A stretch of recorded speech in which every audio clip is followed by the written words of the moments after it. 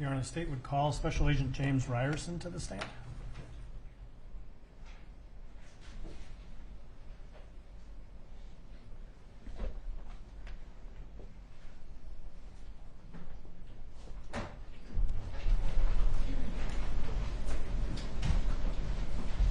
Would you raise your right hand, please? Do you swear or affirm under penalty of perjury that the testimony you're about to give will be the truth and nothing but the truth? I do. Let's see, please. And if you feel comfortable doing so, take off your mask. Let's start with you giving your full name, spelling each of your names. James, James, Ryerson, Reyerson. Mr. Frank. Thank you, Your Honor. Can you tell us what your current occupation is? I'm currently a senior special agent with the Minnesota Bureau of Criminal Apprehension.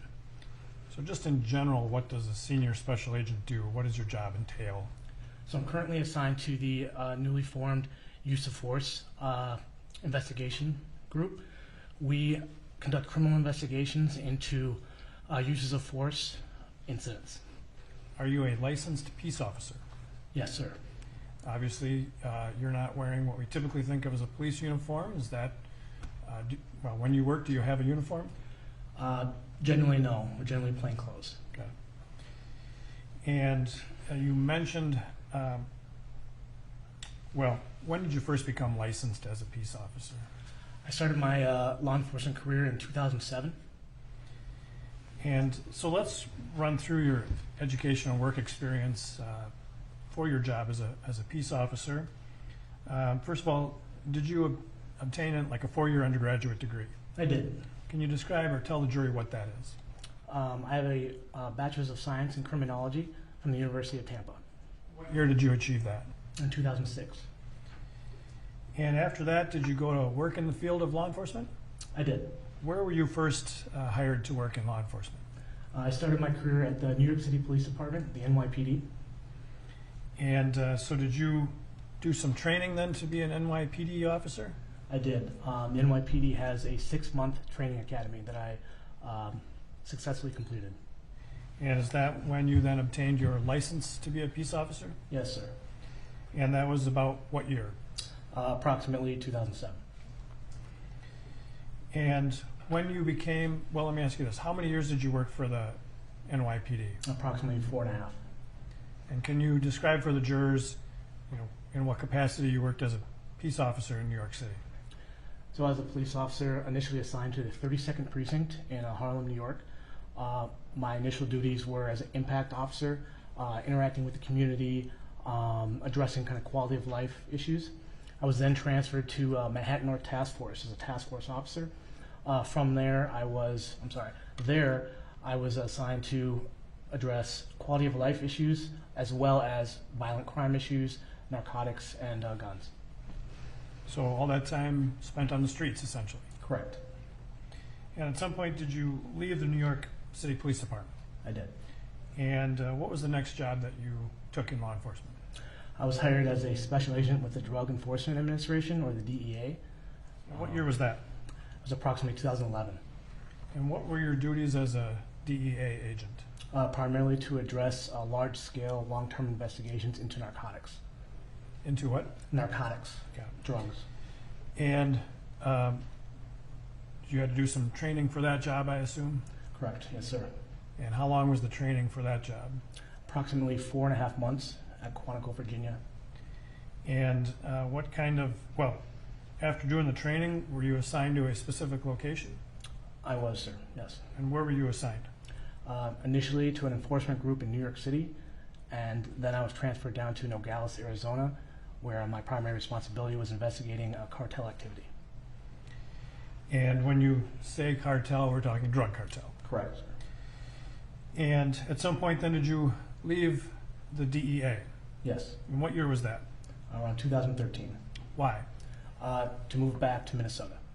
And when you moved, well, when you say back to Minnesota, had you been here before? Yes, this is where I'm from. So when you went to the New York City Police Department, that was a change of locations for you? It was, yes, sir. So 2013, you said you came back to Minnesota? Correct. And did you find work in a related law enforcement field? Yes, sir. Describe that for the jurors, please. I went into corporate investigations, focused on insurance, white-collar based kind of work. And during that time period, did you complete some more education? I did, yes, sir. And tell the jurors what that was. I received my master's in business administration from Southern New Hampshire, What year was that? approximately 2014. And at some point, did you leave that corporate investigative work? Yes, sir. Where'd you go from there? I went to the Metro Transit Police Department That's here in here Minnesota. in Minneapolis. And how long did you work there? A very short time. Okay. Where'd you go from there?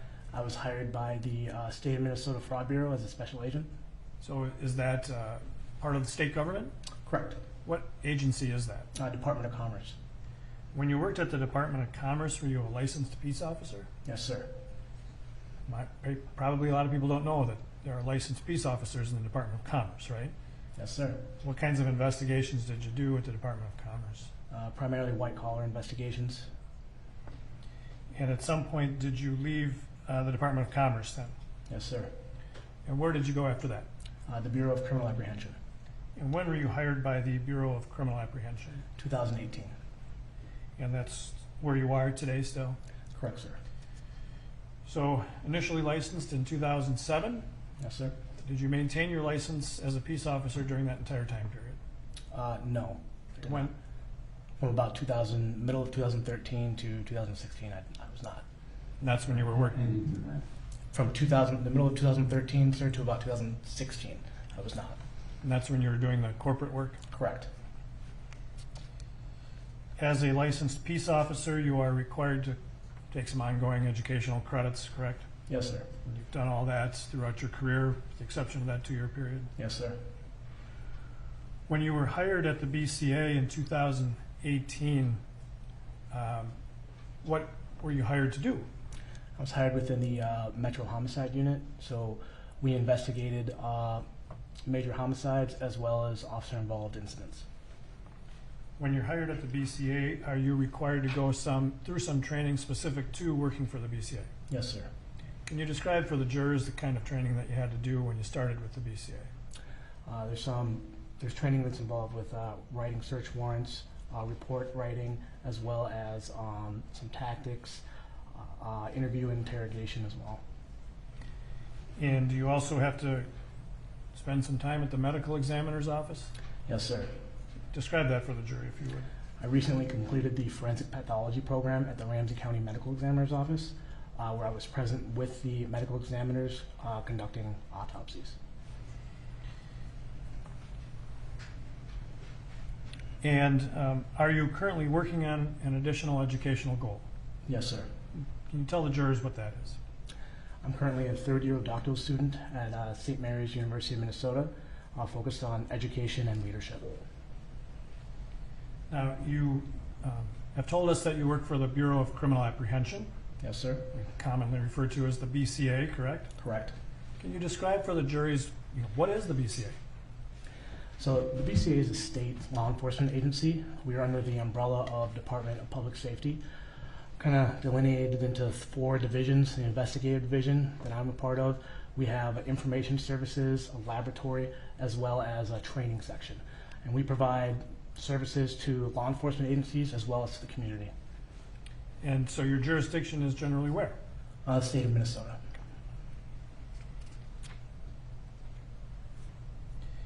And on May 25th of 2020, what were your duties as a special agent? So I'm currently the case agent and lead investigator for this investigation, so I was notified of the incident fairly quickly. And you mentioned earlier about currently having a different assignment. Can you explain to the jury how your assignment has changed from May 25th of last year to today? So back then I was in the Metro Homicide Unit, which investigated both homicides as well as officer-involved incidents.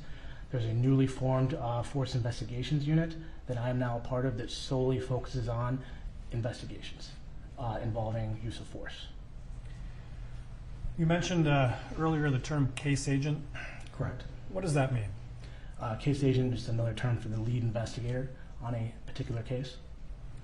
And obviously, you're here today to testify about the incidents that led to the death of George Floyd last year, correct? Correct. And you were the case agent for that case? Yes, sir. And when you are the case agent, are you responsible for knowing the course of the investigation? Yes, sir. Being involved in all aspects of the investigation? Somewhat, yes, sir. And that runs from beginning to end? Yes, sir. So taking you back to May 25 of 2020, you got called out regarding this incident? Yes, sir. Can you just describe for the jurors how you get that initial call and what you do in response? So my supervisor called me at approximately 9:45, Agent Phil, and informed me there had been an incident that occurred in the confines of Minneapolis involving Minneapolis Police Department. It was determined that myself, Agent Phil, and Agent Scott Mueller would all report to City Hall.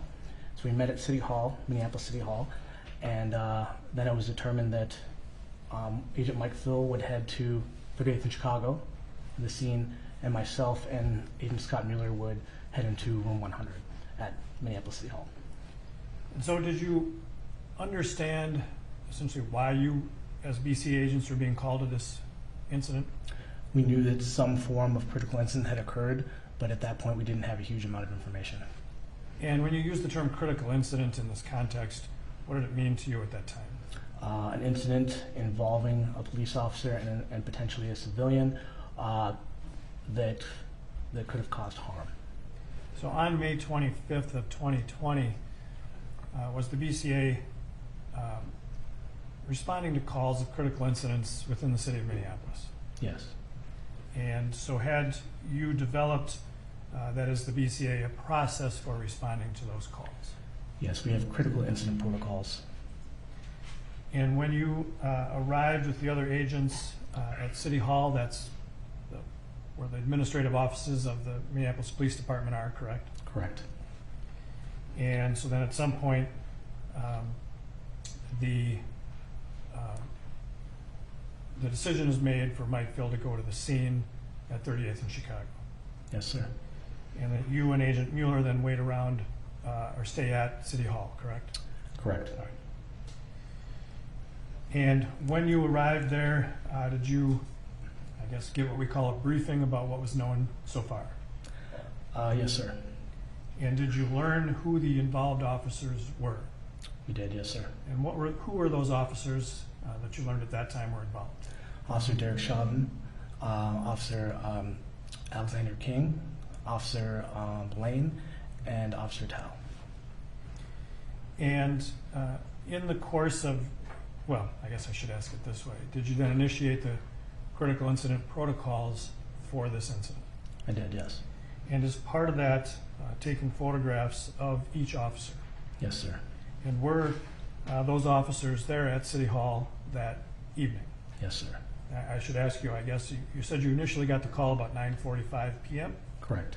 Do you recall about what time it was that you arrived at City Hall? Approximately 30 to 40 minutes later. And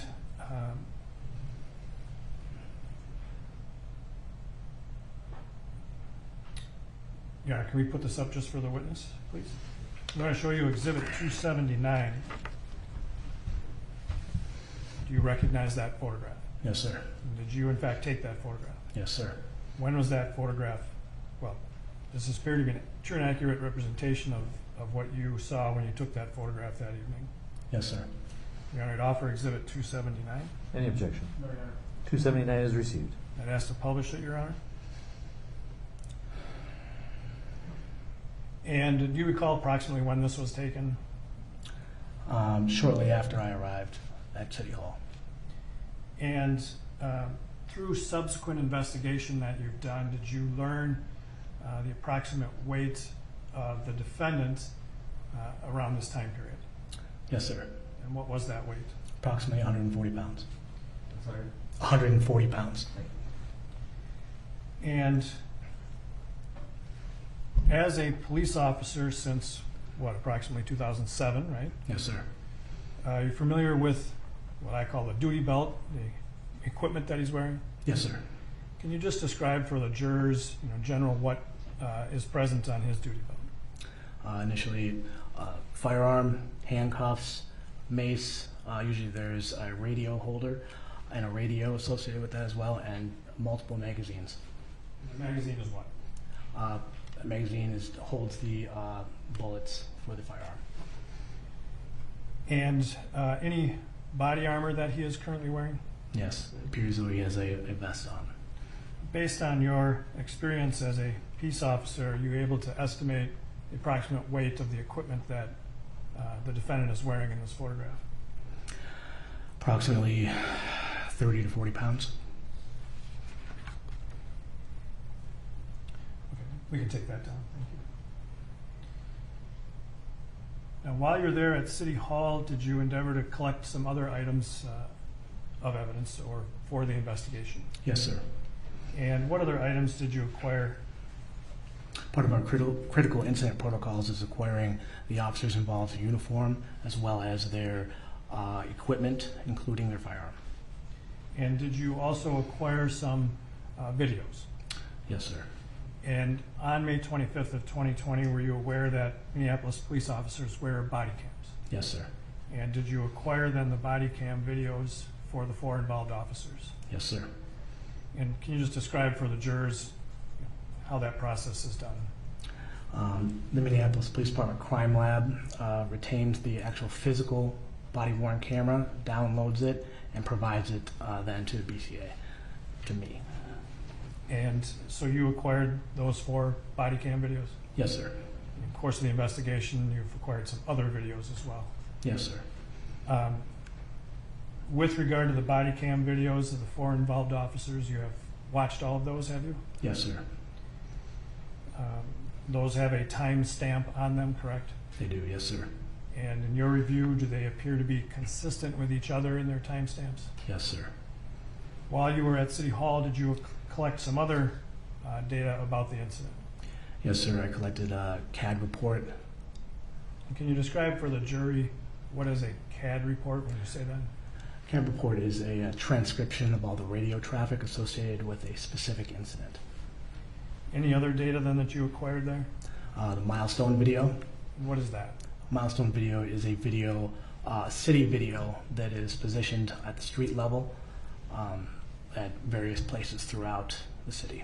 And so you learned that there was a milestone video of the location of this incident, Yes, sir. and you obtained that. Yes, sir. How about any information about the 911 call or that traffic? Yes, I also retained the audio file from the 911 call. While you were there, at some point, did you learn about a Facebook video of the incident? Yes, sir. How did you learn about that? Deputy Chief Eric Forrest notified me of a video that had surfaced on Facebook. And were you able to watch that video at that time? Yes, yes, sir. I was shown the video shortly thereafter. Do you recall if you watched the whole thing or parts of it? I believe it was a portion of the video. And throughout your investigation of this case, you come to learn that who was the person making that video or filming that? Darnella Frazier. So after your duties at City Hall, did you proceed to the scene? Yes, sir. And when you arrived at the scene, were there other BCA individuals there? Yes, sir. Who all was there still at that point? I met with Agent Mike Phil and crime scene team lead Mackenzie Anderson. Do you recall about what time it was that you arrived at the scene? Approximately 2 to 3 in the morning of the 26th. And you mentioned the crime scene team. Can you just describe very generally for the jurors what you mean by the crime scene team? Crime scene team is members of our BCA laboratory who go out and forensically collect evidence in support of criminal investigations. So they investigate crimes at the scene. Yeah, they collect and process crimes at the scene. And who was the, well, let me ask you this way. How many members are there of the crime scene team typically? Typically 2 to 3 and a special operations agent who is solely assigned to take video and photographs. And so there is a team leader. Correct. And who was that for this case? Mackenzie Anderson.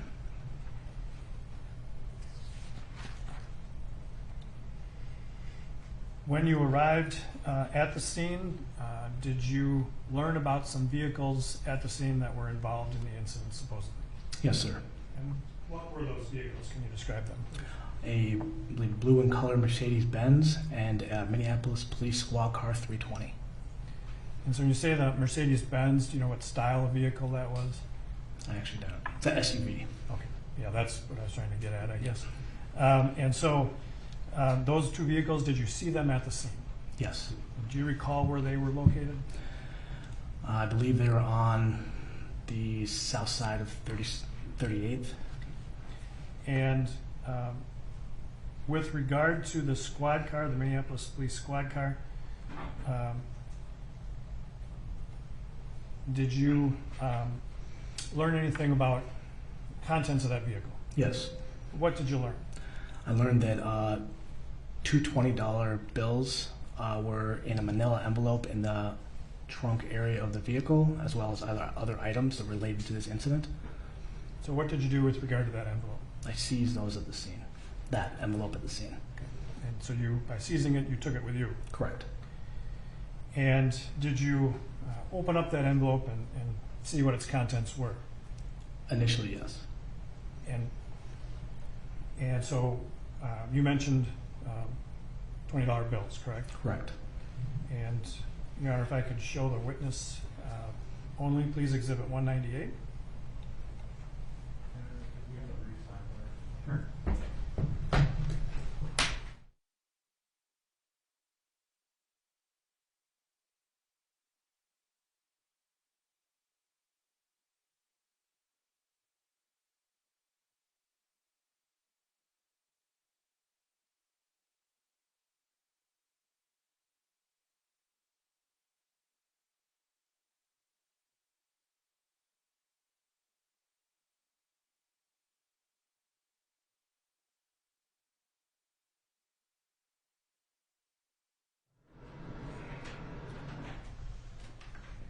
Members of the jury, we're going to take our lunch break at this time. Let's try and reconvene at 1:15. And especially, you may start down. Thank you, Your Honor. Yeah.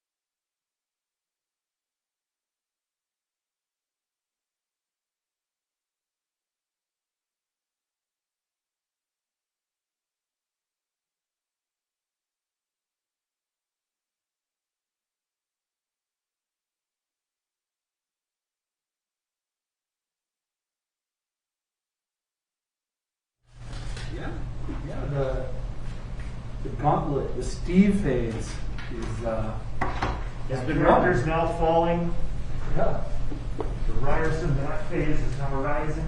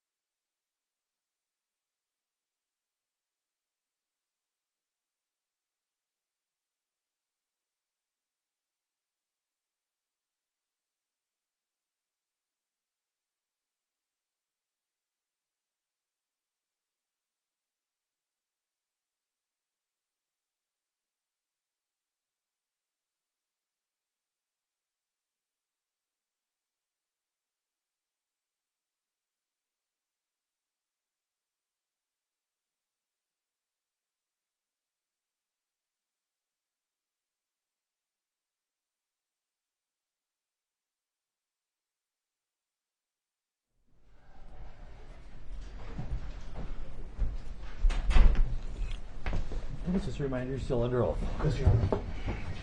Mr. Craig. Thank you, Your Honor. I think before we took our break, we were talking about looking at Squad 320, and you had seen an envelope in the squad at that when you first saw the vehicle at the scene. Yes, sir. And you took that envelope, correct? Yes, sir. I seized that. What kind of envelope was it? Manila envelope. So paper size. Paper size, yes, sir. And at some point, did you examine the contents of that envelope? Yes, sir. And do you recall what was in that envelope? Yes, sir. 2 bills, as well as a pipe, cigarettes, and a card. And the bills, you mean money, right? Correct. And, Your Honor, if I could show the witness only Exhibit 198. You recognize what's depicted in 198? Yes, And is this actually a photograph that you took? I believe so, yes. All right, Your Honor, we would offer Exhibit 198.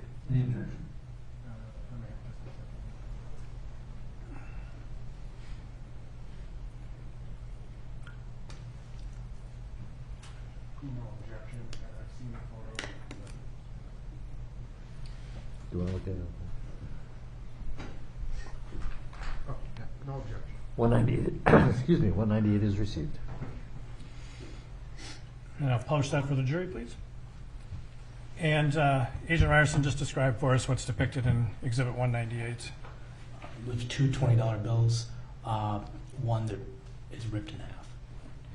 And these were in that envelope, correct? Correct. And did you have these processed later for their legitimacy, I guess the question would be?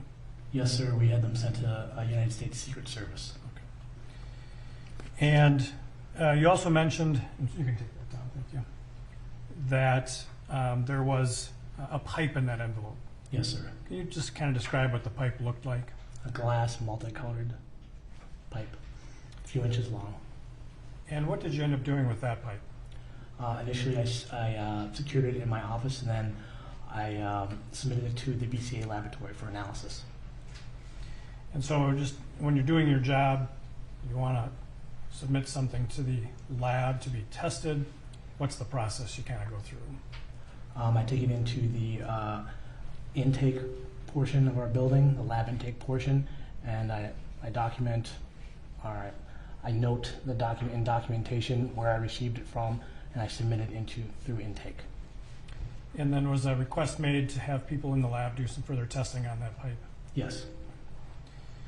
And while you were at the scene, when the 2 vehicles were still there, did you make some arrangements for those 2 vehicles? Yes, sir. And can you describe for the jury what you did in that regard? I called Twin Cities Towing and asked for 2 flatbeds to respond to the scene. When they arrived on scene, each flatbed picked up each individual car, the squad car and the Benz. And what did you do with them then after that?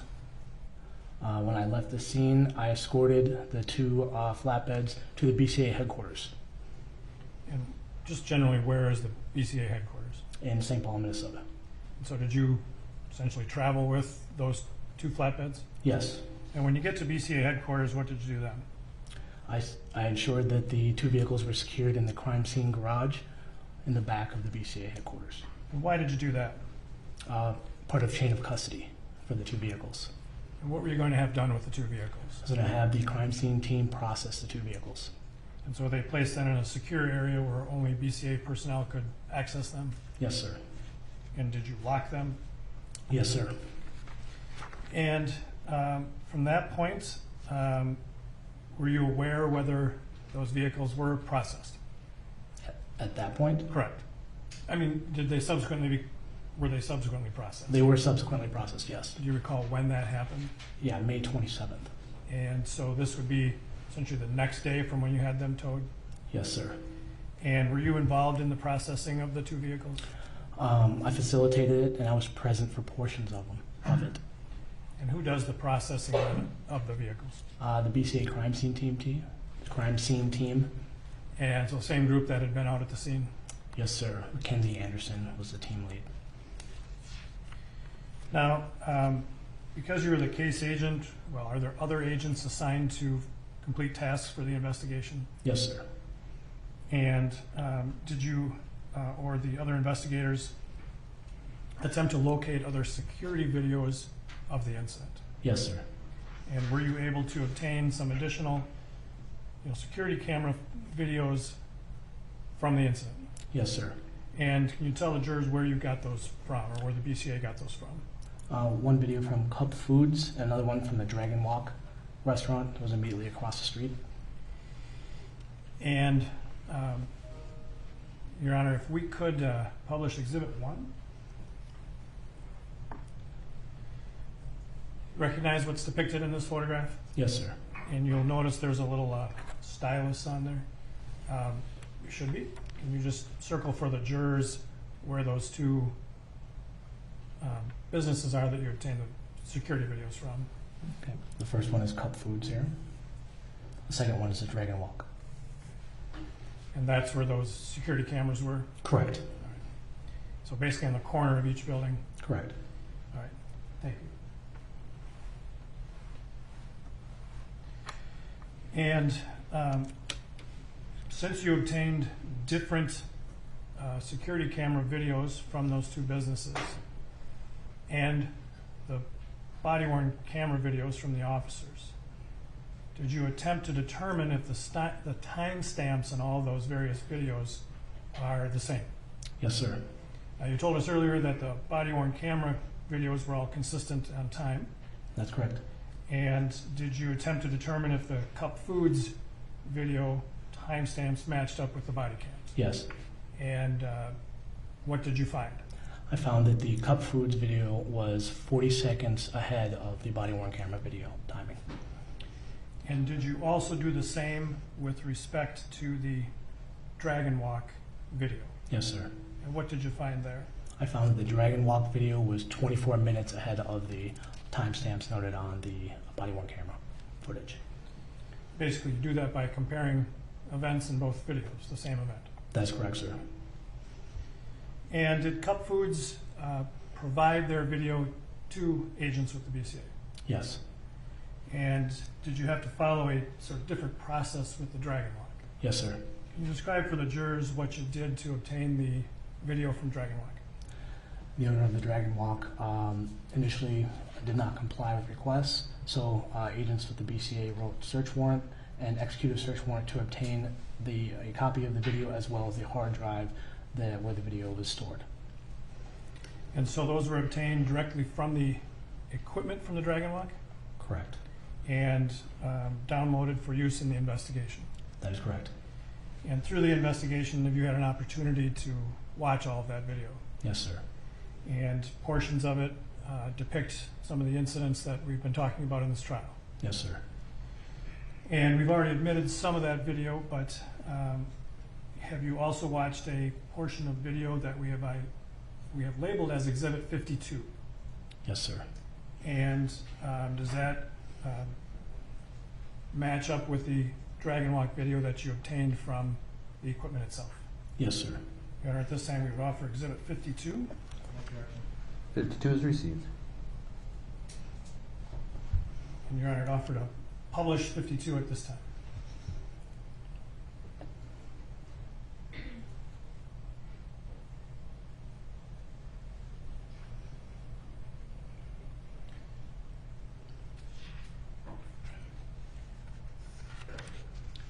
And while this is running, Agent Ryerson, can you tell us again how far off the Dragon Walk timestamp is from those of the body cams? Approximately 24 minutes. And it's fast. Yes, sir. Ahead.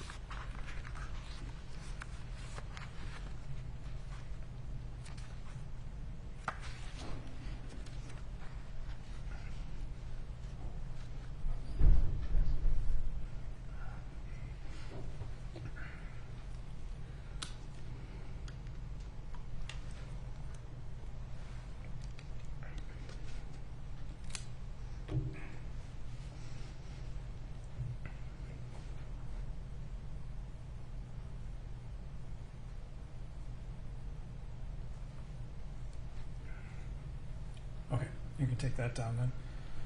And have you also seen a portion of the video from the Dragon Walk that we have labeled as Exhibit 54? Yes, sir.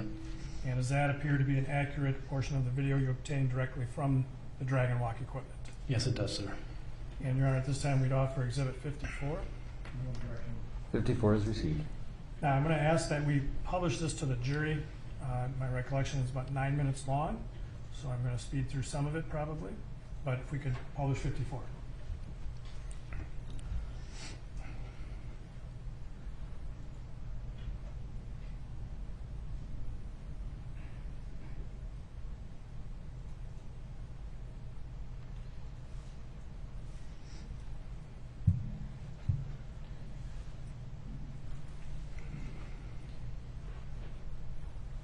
Your Honor, I'm sorry, I got the wrong exhibit here. This has already been admitted. Let me come back to that in a little bit if I could.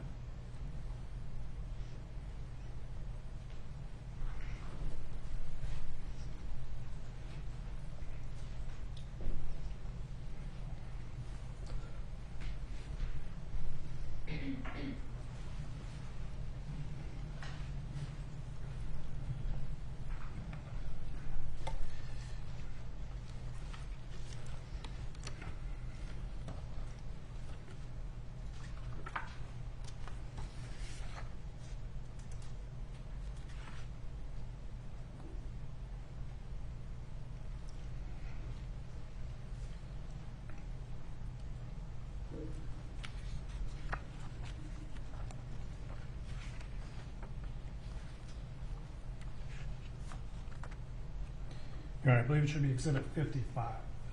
So if we could, and is that, do you recall seeing that and it being a portion of the Dragon Walk video? Yes, sir. All right, I'm sorry. If we could, I'm sorry, can we offer?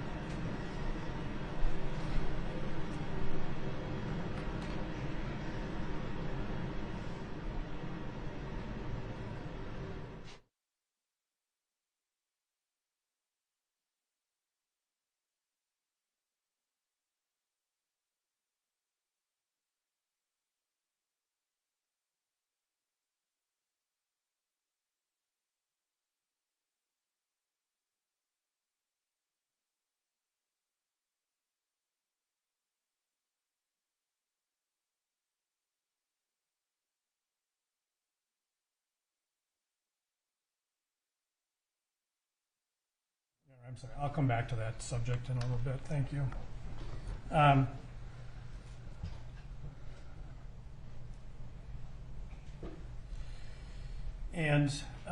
Agent Ryerson, then, as part of the investigation in your usual cases, does somebody from your agency usually attend the autopsy? Yes, sir, generally. And was that done in this case? No, sir. Do you recall why? I believe it was COVID-19 restrictions as per the Hennepin County Medical Examiner's request. And as part of your investigations, is it typical to obtain a blood sample from the deceased? Yes, sir. And do you know if that was done in this case? Yes, sir, it was. Can you describe for the jury how that came about? Special Agent Brent Peterson acquired it from the Hennepin County Medical Examiner, brought it back to the BCA, and submitted it to the lab. So just so we're clear, that's a sample of Mr. Floyd's blood, correct? Correct. And then that's provided to the lab for any testing they might need it for? Yes, sir. And at some points in the investigation, did you receive a copy of the autopsy report from the medical examiner? Yes, sir. And do you recall what day it was that you received that? I believe it was June 4th, 2020. And did that also include a copy of the toxicology report? Yes, sir. And prior to that, did you have much information in the investigation about any suspected drug use? We had preliminary information, but nothing concrete. And where did No. that preliminary information come from? I believe some of the information was in the audio files of the radio traffic. And what did that indicate in terms of drug use? That Mr. Floyd may have been under some influence of some substance. And did you know at that point what kind of substance, No, sir. what form? No, sir.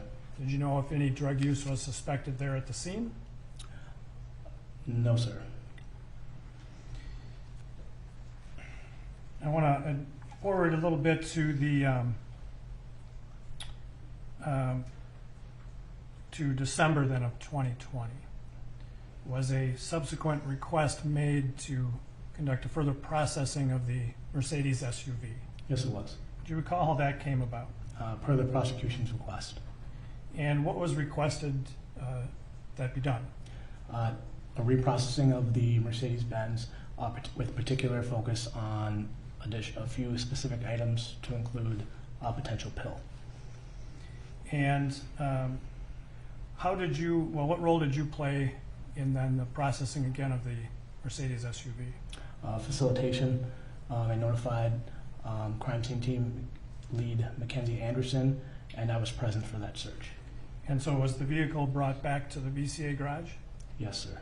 So when I say brought back, where had it been held in the interim? A secure lot. And by secure, you mean where the public couldn't access it? Correct. Now, before it's sent to that secure lot, is something done to make sure that it's not entered? Yes, sir. Can you describe that for the jurors, please? We place crime scene tape over the thresholds of all the doors and sign and date to ensure chain of custody, so we know if someone had entered that vehicle or not. And when you got that vehicle, the Mercedes SUV, back to the BCA garage, did you check the conditions of the tape on the door frames? Yes, sir. And were they intact? Yes, they were. And did the crime scene team then process that vehicle again? Yes, sir. And who was involved as the team leader in the processing of that vehicle? Mackenzie Anderson. And were you present during the processing of that vehicle? Yes, sir. And at some point then was a request made to reprocess the squad car 320. Yes, sir. And how did that come about? The defense requested to view their Minneapolis Squad 320, and they identified something in the back seat, a pill, and then we facilitated the transportation of that squad back to BCA headquarters and processed it in the crime scene garage. So the attorneys for the defendants asked to look at the vehicle itself, Correct. and that was done where, do you recall?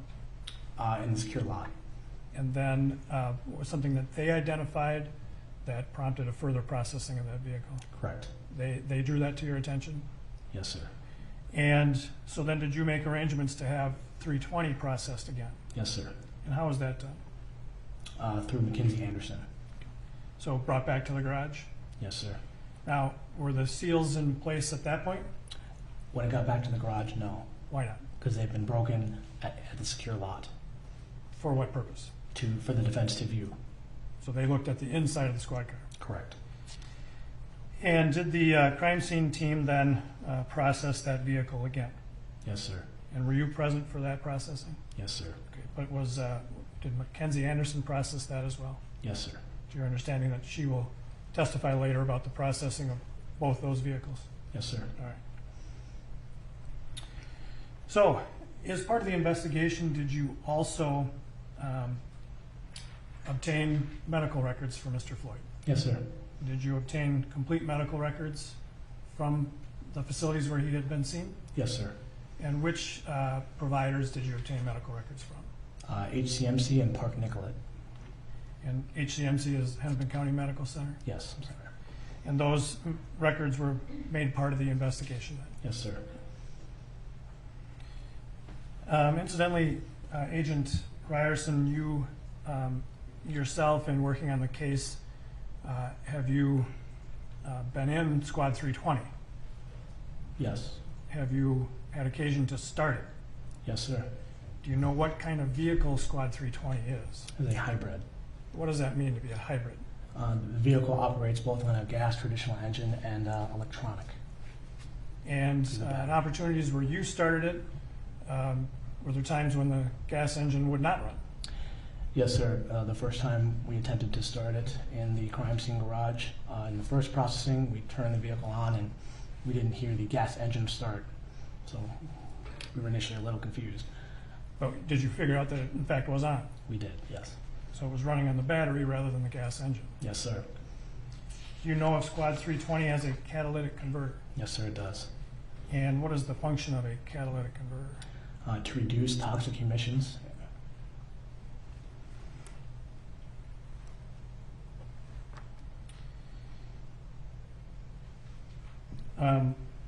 Prior to coming to court, did you have an opportunity to review a video that I'll refer to as a composite video?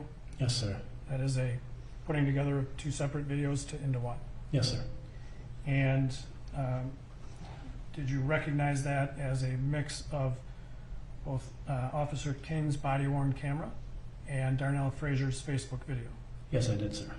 And while you were watching it, were you able to determine if they were synced up? That means, were they running at the same time? Yes, they appeared to be synced. And, Your Honor, we would offer Exhibit 127. Any objection?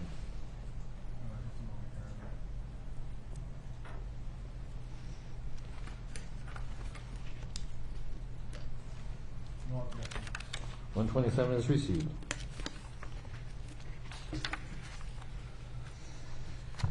And Agent Ryerson,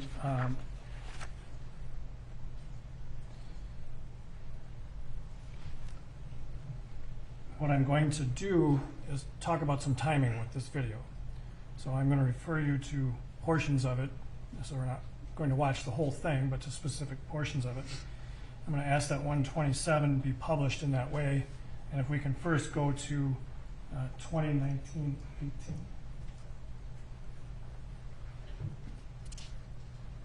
Okay, so the record should reflect that right now we're at 2019-17. That's good. And Agent Ryerson, at this moment in Exhibit 127, is this the approximate moment when Mr. Floyd is placed prone on the ground? Yes, it is, sir. And when this happens, around this time period, I'm going to let this run for about 10 seconds, okay? Yes, sir. Right. You got your restraint. Follow. Okay. Grab that.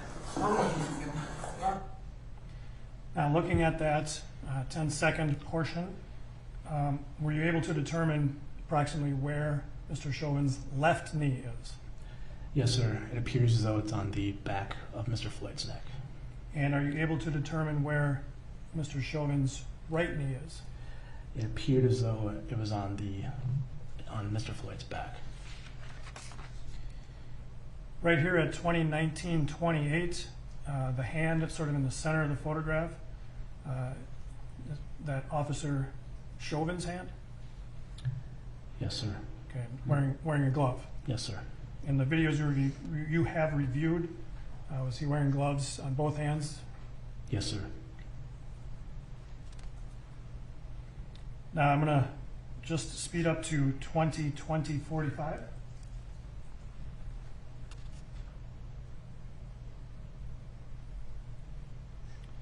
So the record should reflect we've actually stopped at 20-20-44. That's good. And I'm going to let this just run for 10 seconds, okay?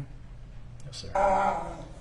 My face is getting bad. Here, should we get his legs up? Oh, that's all right. No, just leave him. Oh, Just my leave him. God. Leave him. Yeah, just leave him. Ah. All right. Now, here at 20-20-55 for the record, we see another video portion within this video, correct? Yes, sir. So the right hand, as you're looking at it, the right side of the screen is now Darnell Frazier's video, correct? Yes, sir. So this is what you meant earlier when we talked about a composite video. Correct. Is there a time during the Darnell Frazier video that it becomes apparent Mr. Floyd stops verbalizing Yes. or saying words? Yes, sir. And that approximately, well, if we could then go to 20-23-59.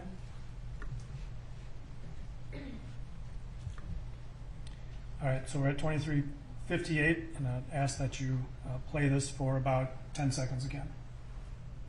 Bro, but you can get him off the ground. You being a bum right now. You can get him off the ground, bro. You can get him off the ground. You being a bum right now. All right, so is this the moment in the encounter between Mr. Floyd and Mr. Chauvin when Mr. Floyd appears to stop making verbal sounds, talking? Yes, sir. Now, prior to coming to court, did you have an opportunity to look at defense exhibits 1045, 46, 47, and 48? Yes, sir.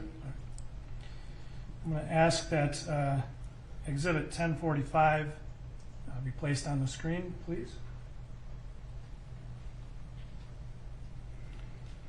And can you note for the jurors the timestamp in this exhibit? 20:23:32. And so approximately how long after Mr. Floyd was put in the prone position on the ground did this occur? Would it help to refresh your recollection to refer to a note? Sure. He was placed on the ground at 20:19:18. Yeah, so 4 minutes. More than 4 minutes. More than 4 minutes, yes, sir.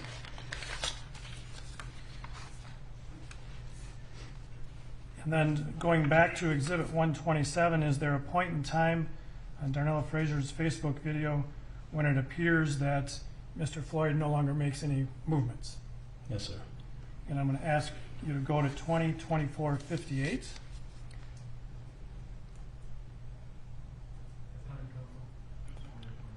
(20:24:58).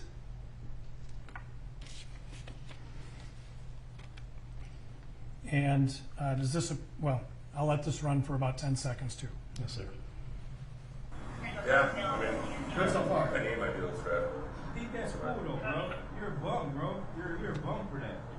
You're a bum for that, bro. You get mad. So is this approximately the time when afterwards Mr. Floyd does not appear to make any movement? Yes, sir.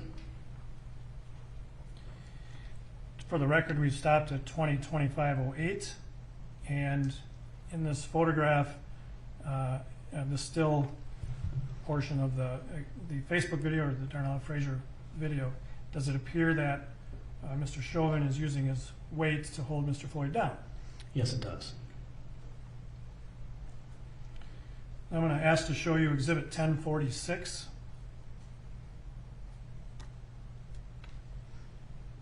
Can you tell the jurors, the time stamp from this exhibit? 20:26:40. And so how long after the time that Mr. Floyd no longer appears to be moving is this photograph taken? Approximately 7 minutes. I'm sorry, from the previous photograph? Oh, from the previous, I'm sorry. Approximately 3 minutes.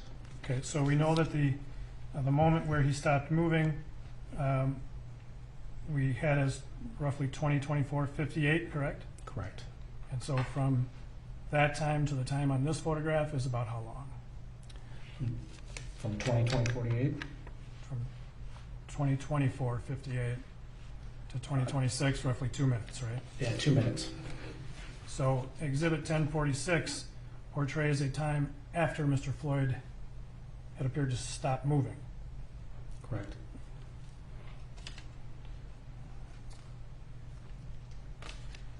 Are you able to tell from the Darnella Fraser video when the paramedics arrived? Yes, sir.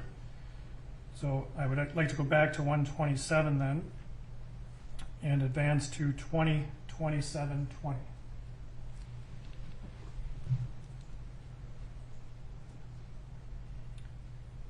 All right, so here the record should reflect we're at 20:27:18. That's close enough, and I ask you to play about 10 seconds of that.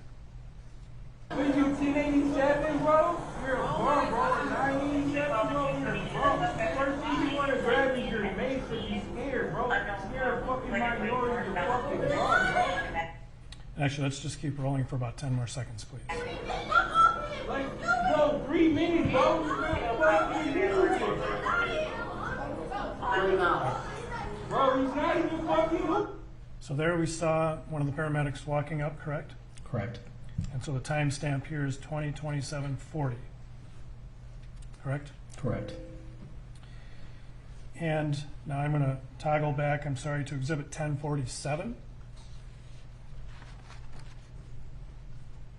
Do you see the exhibit there? Yes, sir. And the timestamp on Exhibit 1047, do you see that? Yes, sir. And then also to Exhibit 1048,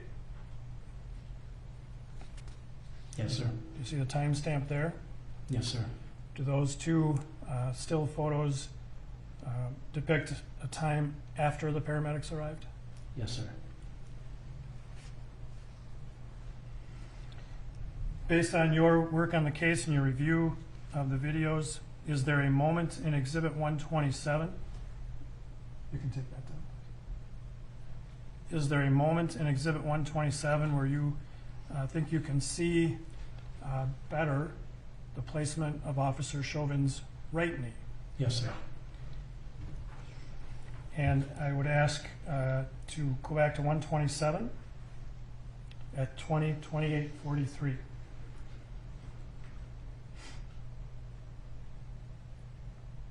All right. 20:28:43.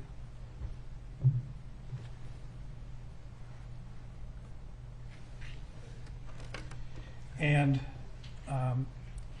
what I'd like to have you do, Agent Ryerson, while we're frozen here on this moment, if you would take the cursor and illustrate to the jurors where Officer Chauvin's right knee is.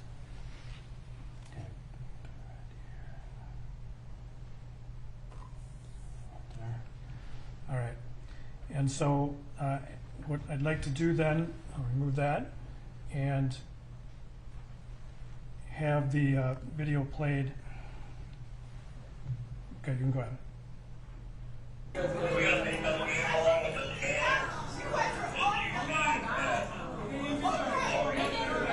Okay, we'll just stop the video there.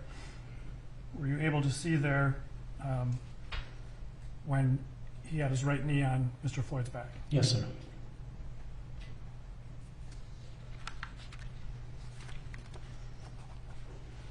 Your Honor, to keep things moving, I think I will deal with that previous video at a separate time and continue. That's all I have. Thank you.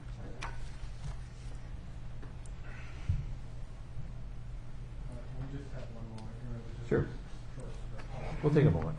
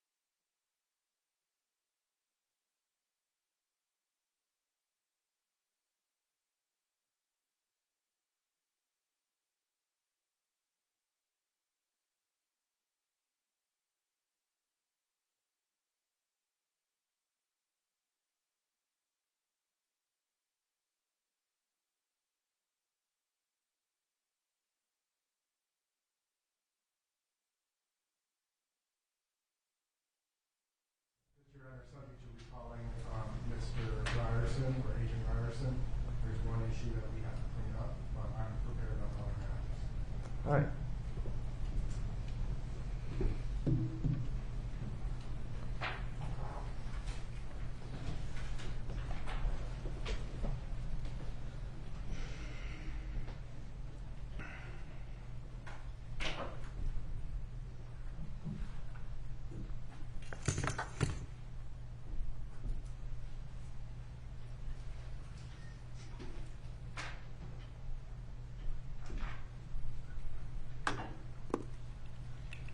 Good afternoon, Agent Ryerson. Good afternoon, sir.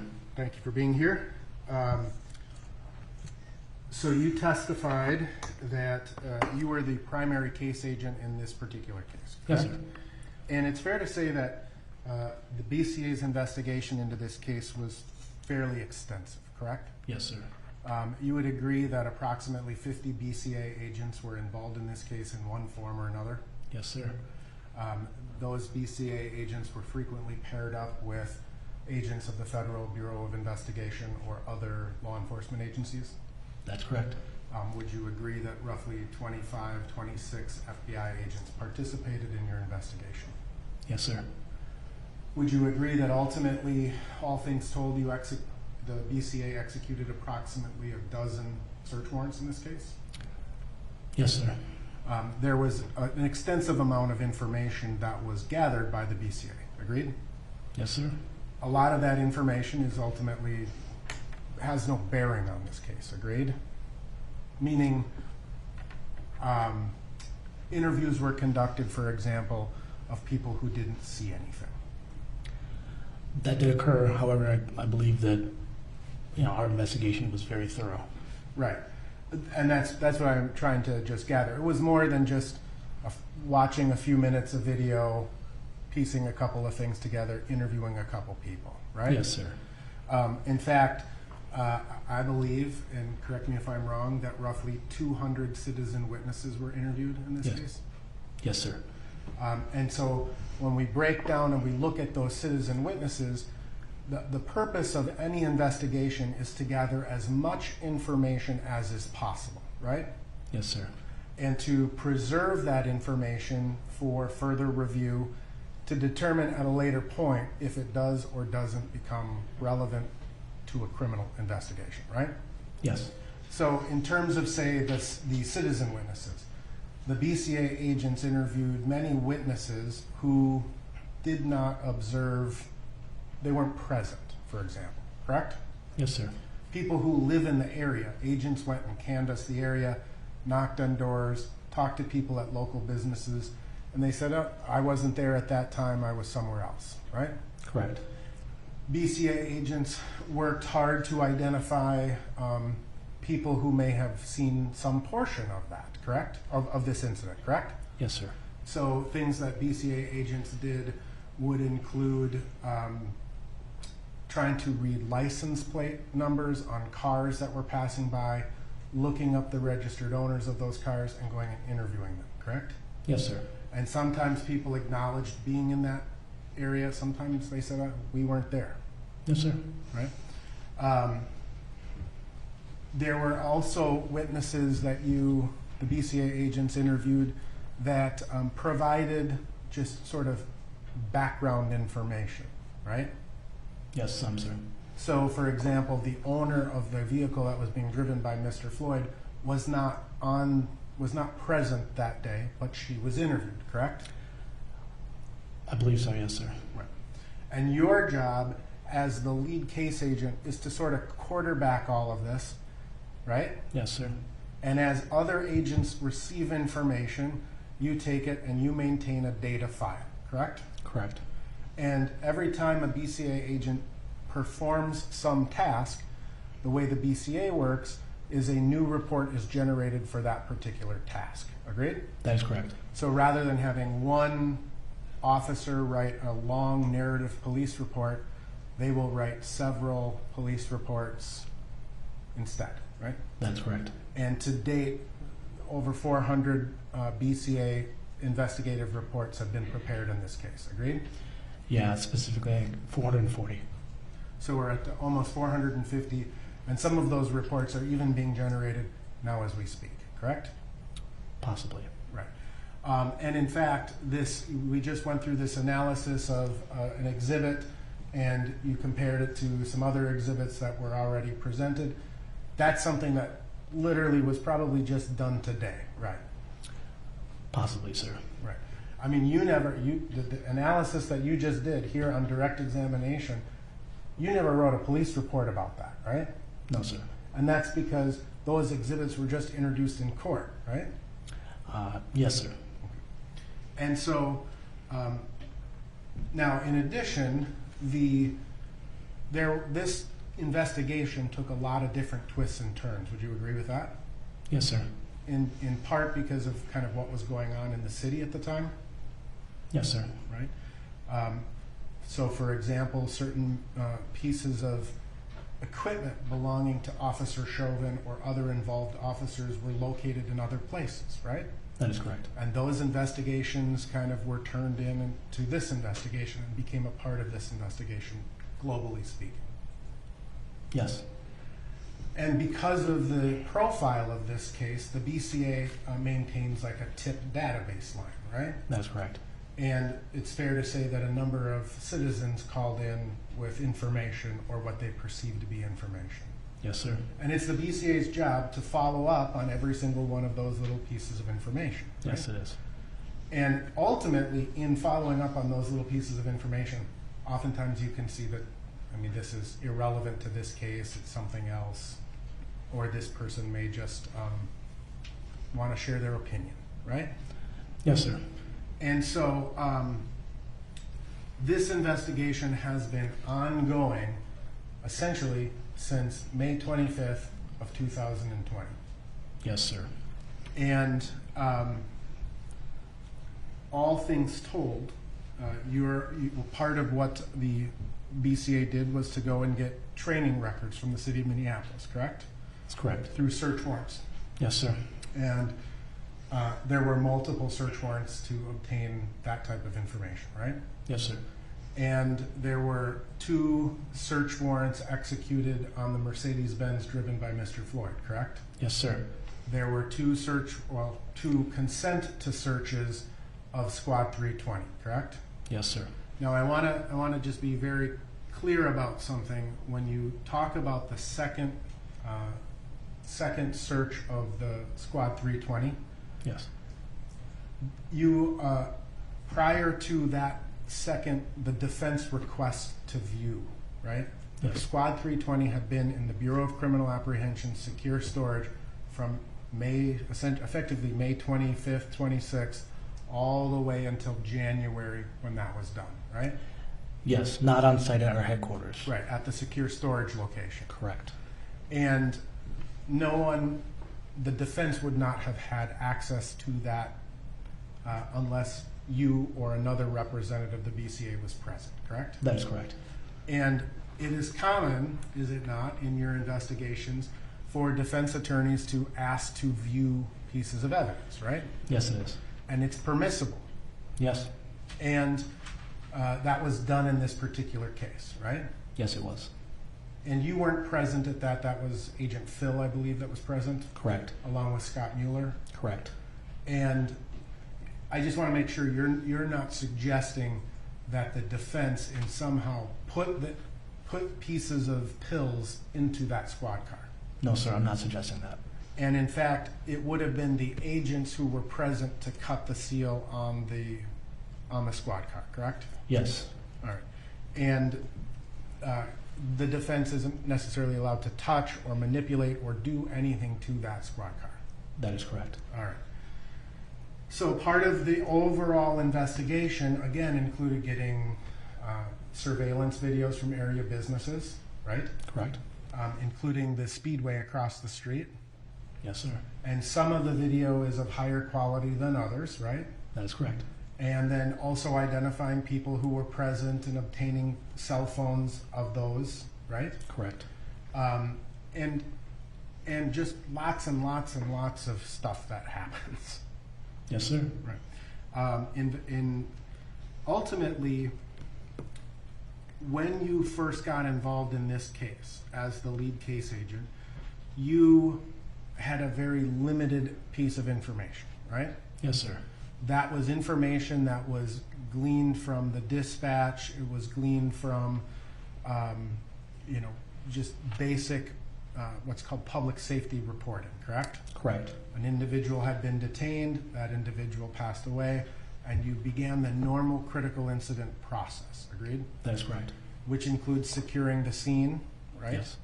It includes securing potential evidence, correct? Yes, sir. And it includes interviewing witnesses. That's correct. All right. And the critical incident policies of the Bureau of Criminal Apprehension were followed in this particular case, right? Yes, sir.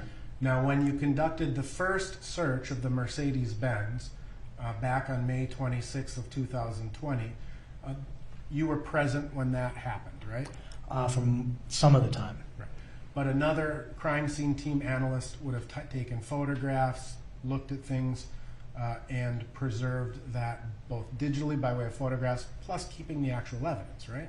Yes, a BCA agent took the photographs. That's Mackenzie Anderson? Or, No, that was Special Agent Joseph O'Brien. right. He was also a part of the crime scene team. Yes, sir. And so, again, your job is to investigate the case, right? Yes, sir. And so, did you review those photographs Yes, I at that did. time? Did you specifically take note at that time of the presence of pills in the Mercedes-Benz? Out of the 750 photos that I reviewed, I did not. Okay. And so, it's not that you didn't preserve the evidence, you just didn't notice it. Correct. And again, based on what you had learned about what happened in this case, you weren't necessarily looking for anything of that nature, right? Correct. Because ultimately, whether it was relevant or not relevant was to be determined, right? Yes, sir. And you testified that you did watch all of the body camera footage, Yes, sir. but initially other agents, because in terms of the body camera footage in this case, you would agree that it's extensive. Very much so. In the sense of after this incident, something like 8 or 10 Minneapolis police officers were on scene, right? Correct. They were securing the scene from roughly, 9 o'clock in the evening until 3 o'clock in the morning, right? Correct. And all of those Minneapolis police officers, pursuant to policy, had body-worn cameras on. That is correct. So roughly 5 to 6 hours of body-worn camera footage for all of those. Approximately. And and then there's all of the video, the surveillance video. It takes a lot of time to do this, right? Yes, sir. And this investigation would be different than a lot of other investigations, wouldn't it? In terms of officer involved uses of force. In what way, sir? Well, this investigation was occurring simultaneously to a court process, was it not? Yes, sir. Normally, an investigation is completed, and then it's submitted to some prosecuting organization, and they review it, and they make determinations, right? Correct. And that is, of all of the officer, or the majority of the officer-involved incidents that you've been involved with, how it's commonly occurred, right? Yes, sir. And so, in this particular case, things were unusual because of that. That is correct. Right? And so, information in May or June was not known until sometimes until November, December, January, etc. That's correct. And so there has been sort of a changing dynamic in terms of the investigation. Correct. In terms of the videos that you have watched, you did testify that you watched the Dragon Walk video. Yes. We need to sort out some exhibit number stuff on that real quick. But I want to bring your attention back to, I think this is exhibit 122.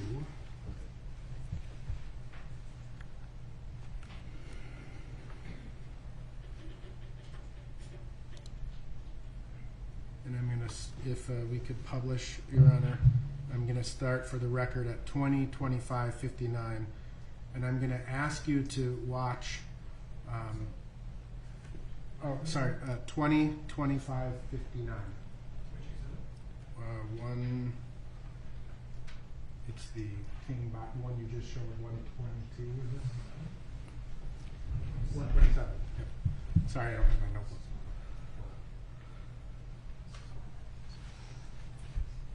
Did you say 122?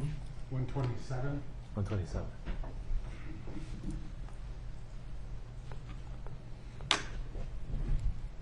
And permission to publish. You in?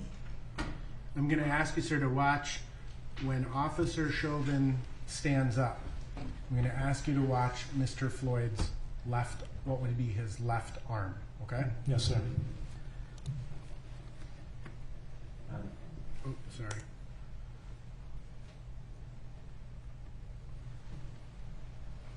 So we'll start for the record at 20:26:03. What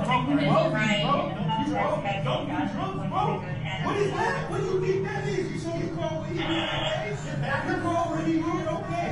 You call what he doing, okay, bro?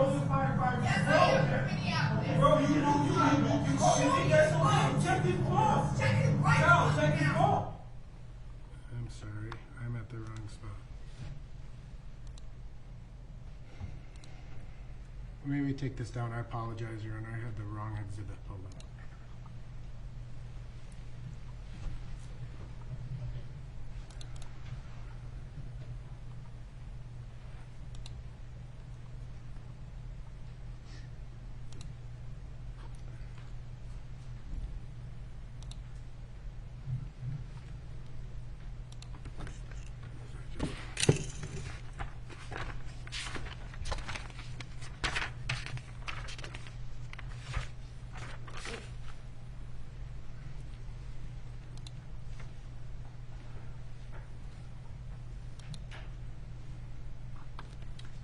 All right, sorry, it is the right exhibit, exhibit 127, and I have it at 20:28 and 32. So I'm going to ask you again, sir, to just watch the left arm of Mr. Floyd on the left side of the screen. On the left side, okay.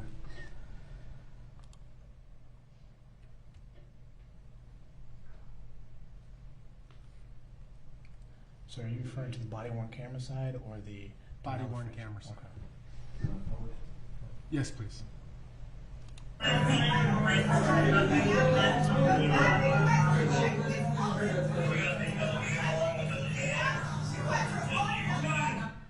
Did you observe Mr. Floyd's left arm on the ground underneath Mr. Chauvin's right knee? I believe I did, yes. And when Mr. Chauvin stood up, Mr. Floyd's arm sort of came up, right? Could I see it again, please? Sure. I'm going to just hit back 10 seconds and start.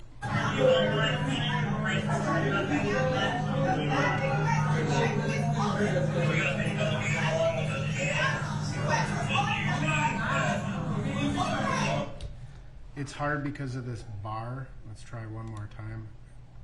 And I have kind of a glare as well. Pardon? You can stand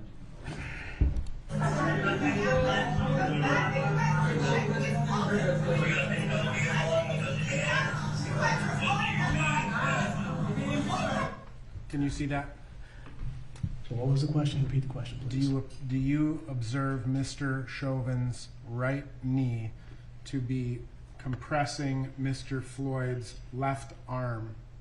So clarification, I think from what I see here, it was Mr. Chauvin's shin that was compressing the arm, and the knee was actually on the back. That's what you believe you see? Yes, sir. Okay.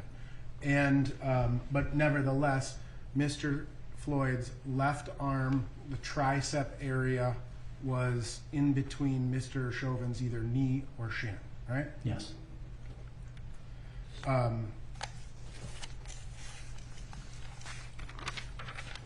Did you review and study the body-worn cameras like very closely yourself? I've seen all of them. I've reviewed most of them closely, yes. Okay. And did you attempt to understand and hear what various parties were saying at various times? Yes. Did you ever hear Mr. Floyd say, "I ate too many drugs"?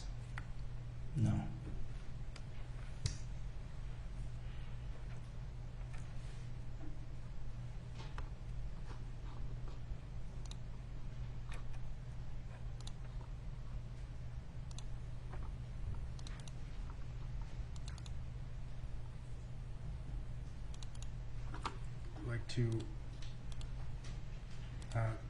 publish Exhibit 1007, and I'm going to ask you, sir, to listen to Mr. Floyd's voice.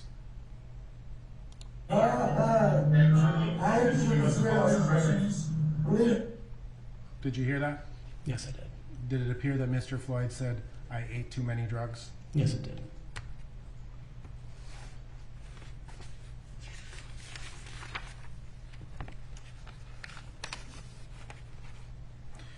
In the videos that we watched, both on direct examination and we've seen throughout the course of this case, there appears to be a liquid forming underneath the vehicle, correct? Yes. And that liquid stream goes out into the street towards the curb behind the back of the squad car, correct? That's correct.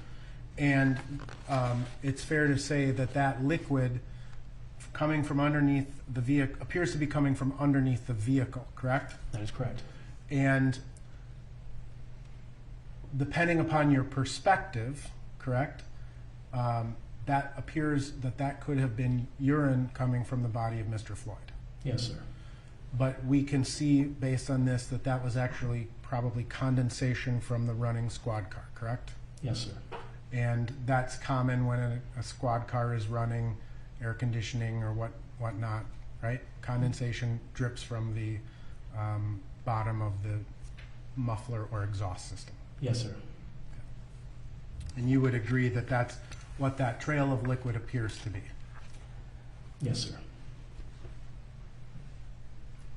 I have nothing further subject to the discussion we need to have about an exhibit. Mr. Frank.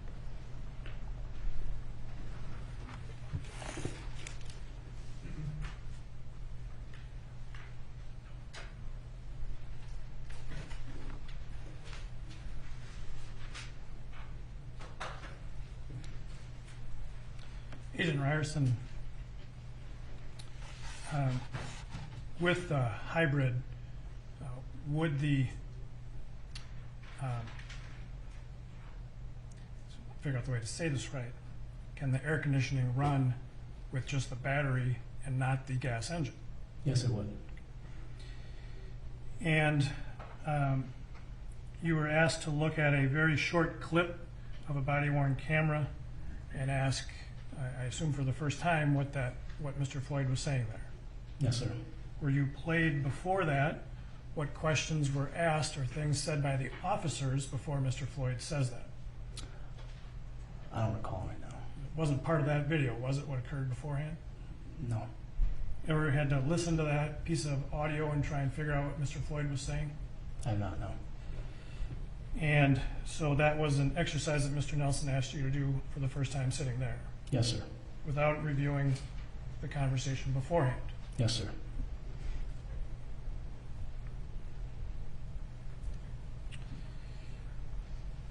You were asked about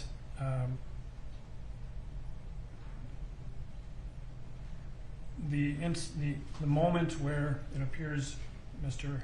Chauvin's right knee is on Mr. Floyd's back just before he gets up. Yes. In that, did you notice whether Mr. Floyd's shirt moved? Yes, it appeared to move From what?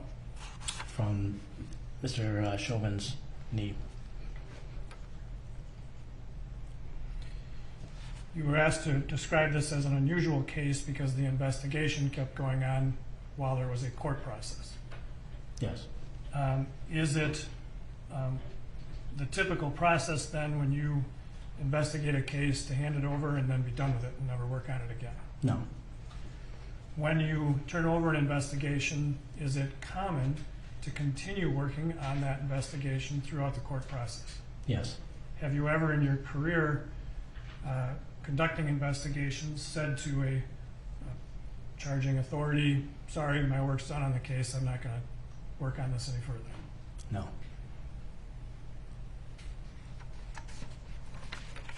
In fact, some of the ongoing investigation that you did was essentially at the request of the defense attorneys. That is correct. And I'm referring, just to be clear, I don't want to misrepresent anything, but based on the defense attorneys seeing that pill in the vehicle. Correct. I think what Mr. Nelson was asking was, you're not saying in any way that they put that pill there. No.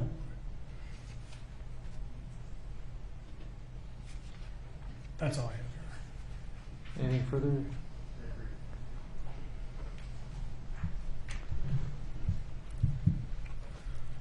Are you a car mechanic? No, sir. Do you have a hybrid vehicle? No, sir. You understand that this squad car has both an engine, like a internal combustion engine that runs on gasoline, and a battery, correct? Yes, sir. And so whether the vehicle was running on the battery or the gas engine on May 25th, 2020, you would have no way of knowing, correct? Correct. No further questions. All right. Should we give everyone a 10-minute break so we can discuss this issue, or? All right. Members of the jury, we're going to give you a 10-minute break while we discuss a different legal issue. We could just remain at this point.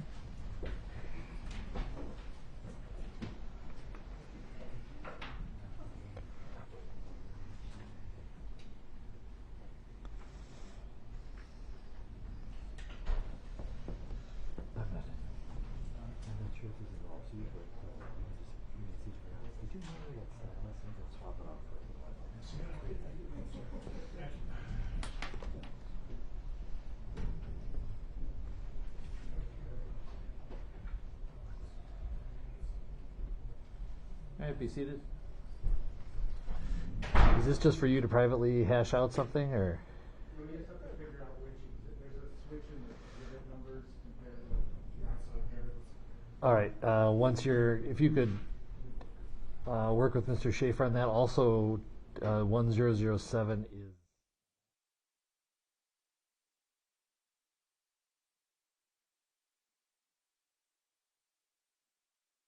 Exhibit, although it is part of another one.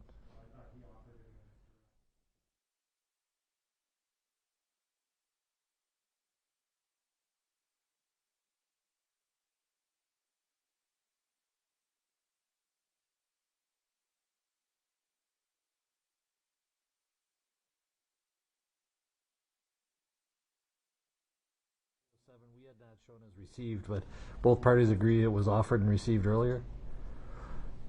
Is that right? I'm just asking for a status. I don't know if it was offered. I would offer 1007. Any objection to 1007? 1007 is formally received. All right, you guys, let's circle back at 2:30.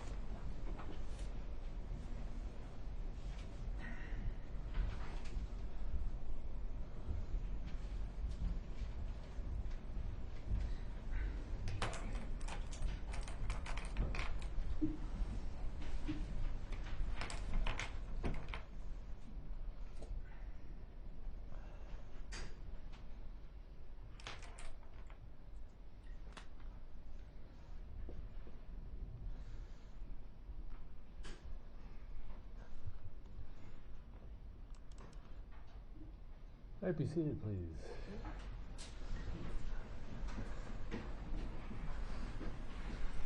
Hey, members of the jury, I think we have things sorted out. Just for your information, we'll take another break later, but it'll probably be like 10 minutes. But for now, Mr. Frank. Thank you, Your Honor. And thank you, everybody, for your patience. Your Honor, we are recalling Agent Ryerson for actually two matters. One is to readdress the Exhibit 1007 clip that was played, and to put context in the short video that was shown as Exhibit 107.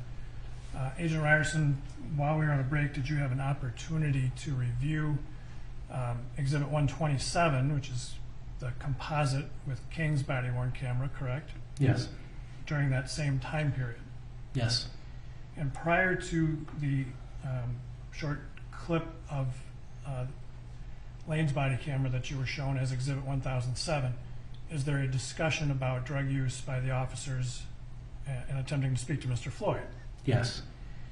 And hearing that section of the audio, did that help you to understand what Mr. Floyd might have been saying that you were asked about by counsel? Yes. And, Your Honor, then we would ask to play 127, Exhibit 127, which is queued up to 2020-30 through 2021-01, where that phrase appears that Mr. Ryerson, Agent Ryerson, was asked about.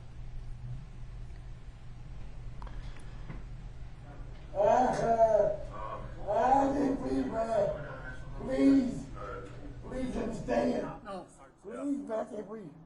Get up on the sidewalk, please. One side or the other, please. My face getting bad. Here, should we get his legs up? Oh, that's all right. Nope, just leave him. Oh, Just my leave him. God. Leave him. Yep, just leave him. Ah. All right. I'm dead. The park's still sitting on the car there. Look at my face, man. Ah.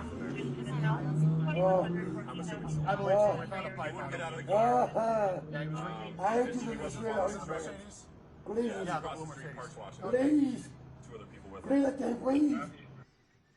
So the record should reflect that we've played through 2021-10 with the quote that you were asked about appearing really at 2021-01, correct? Yes. Having heard it in context, are you able to tell what Mr. Floyd is saying there?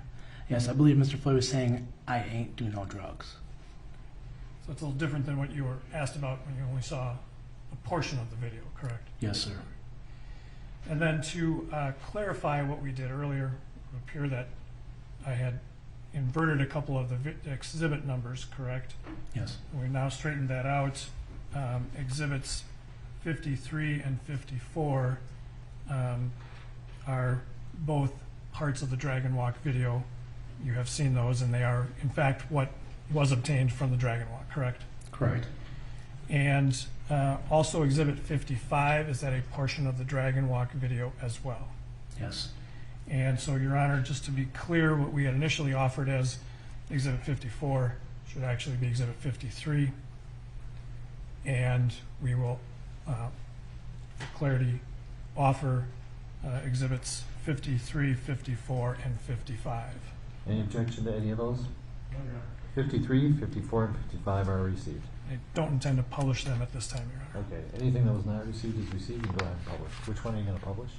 We are not going to publish them. Not going to. Okay. Thank you.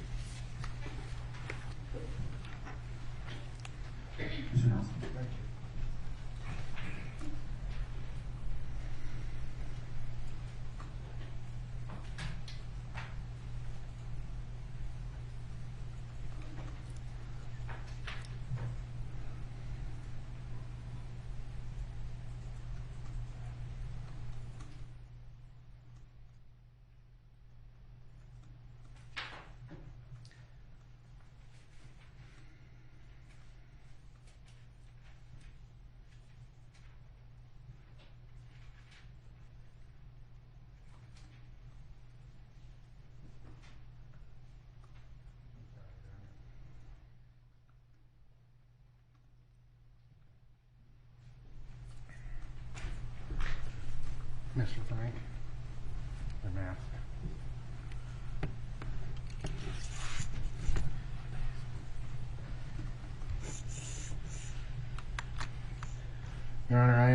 requesting permission to publish a portion of Exhibit 55.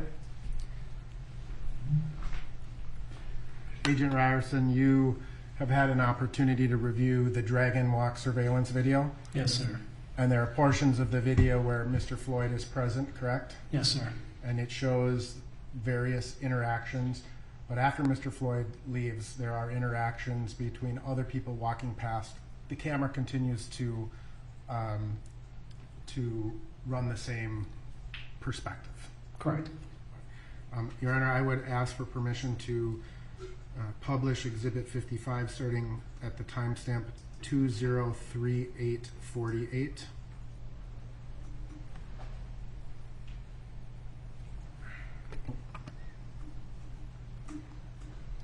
And Agent Ryerson, I'm going to ask you to watch the area of the vehicles and the passengers in the vehicles. Yes, sir.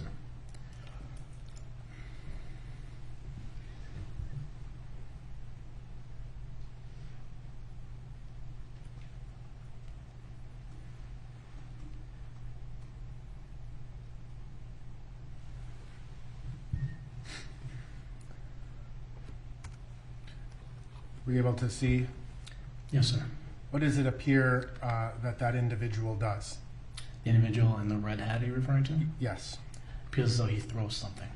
So he's looking initially through the passenger or through the vehicle, looking in the area of the police officers, correct? Appeared that way.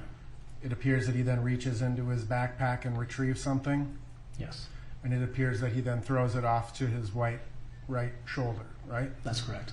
And it appeared to go some distance away. Yes, sir. Would that be consistent with someone trying to get rid of something that they don't want the police to find? Could be, yes. I have no further questions. Anything further? All right, thank you, Agent. You are excused from your subpoena. Thank you.